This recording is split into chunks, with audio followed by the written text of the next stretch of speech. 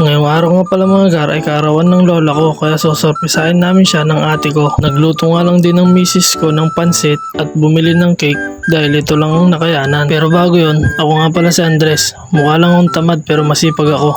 Marami akong pangarap sa buhay kaya tara, samahan niyo akong tuparin ito. At wala nga kaalam-alam yung lola namin na sosorpresahin namin siya. At andito na nga kami sa barangay ng Santa Clara, ang boundary ng Gimba at Quiapo. Galing nga pala kami nito ng Gimba at yung lola naman namin ay nasa Quiapo dahil doon sila nakatira. Yung lola nga namin na yun ay siya ang nagpalaki sa amin ng ate ko. At tumayong magulang dahil yung nanay namin ay nagtatrabaho sa malayo. Fast forward na nga tayo mga gar, andito na nga pala kami sa Quiapo, Rancho de Cabiliw. Dito nga pala kami dadaan papunta sa bahay ng lola namin. Dito nga pala sa dinaanan namin mga gar ay may magandang tanawin at talagang dinadayo, ang Kulusbo Hills, na talagang mamamangha ka at pakabalik-balikan mo dahil sa ganda nito. At pwede nga rin pala dito mag-overnight at malapit na nga pala kami. Iniwan na nga lang din namin yung sasakyan namin sa kapatid ng lola namin at dahil maputik ang daraanan namin at napagpasyahan na lang namin maglakad at baka pag dinala pa namin yung sasakyan namin ay mabalao pa kami. At kung makikita nyo mga gar ay napakaganda nga ng tanawin dito at nakakamiss nga tumira dito. Dahil nung maliit pa ako mga gar ay dito rin ako tumira at malapit na nga kami sa bahay ng lola namin at wala nga siyang kaalam-alam na pupuntahan namin siya ngayon. Simple man ang handa na dala namin para sa lola namin. Ang importante ay napasaya namin siya sa dala naming munting regalo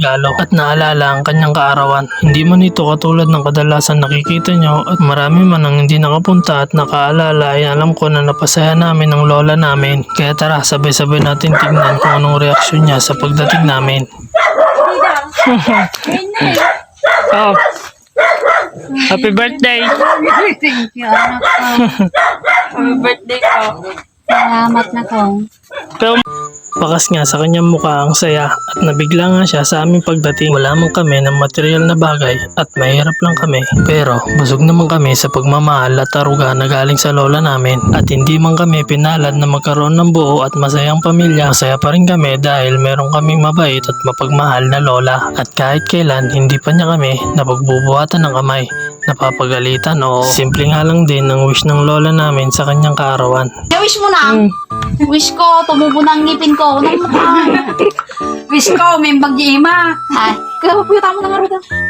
Hindi niya na rin kasi may iangat at may galaw yung kanan niyang kamay dahil ito ay namamaga at sumasakit daw. Ganito daw kasi ang nangyari. Pauwi na daw siya galing sa kanyang panganay na anak na nalaglag siya at ito ang kanyang naitukod. Matagal na daw yon na nangyari pero ngayon niya lang daw ito naramdaman na sumasakit dahil na rin siguro sa katandaan at may edad na. Kaya ngayon niya na lang din ito naramdaman na sumasakit. 70 years old na nga din pala ang lola ko. Dito nga ay kumakain na kami nang biglang dumating yung tito ko na may dalang grocery, bigas at pagkain. Pangalawa nga pala to sa bunso. At ito ang kasama ng lola ko na nakatira dito. At ito ang kanyang sinabi. Happy birthday, nanay! Happy birthday, nanay! Mo nga birthday karot ng inang. Man, Uray ni, Nagbigay ka na birthday lubungan. uray ni ko, nalipatan daw. Uray ko ni Mama Jun mo. oan mati ka mo Uray ni talaga ako Andre. ni Ma. Hindi na kami dyan. Kaya birthday mo. na tata. Ilang mo mo ni Mama, nang tulmigar. Ito pala no bigat na birthday na. Ila sa birthday na gantat ta July Babe, 29 gani mother. kung kuna garo kinarjay, Nay. anong handa mo ko na na? Nang. Malaking kalabaw. Katawan na. Regalo lang kanya. Ano ba yan? Nagkatayo nga tayag nito. Guwapo pa, malayong. Ay, putang ina mo. Bawang. Pero ito. Kapang kami nang. Tol! Ingatan mo ito ni Romel. Dito nga ay nagpaalam na kami na uuwi na kami dahil gabi na at madilim na rin. Anong oras na rin kasi nagpunta kami dito dahil pumasok pa ako ng trabaho. Kaya paano mga gar? Hanggang dito na lang. Salamat sa panonood. Nasayang ko na naman ang 4 na minuto ng inyong oras. Peace!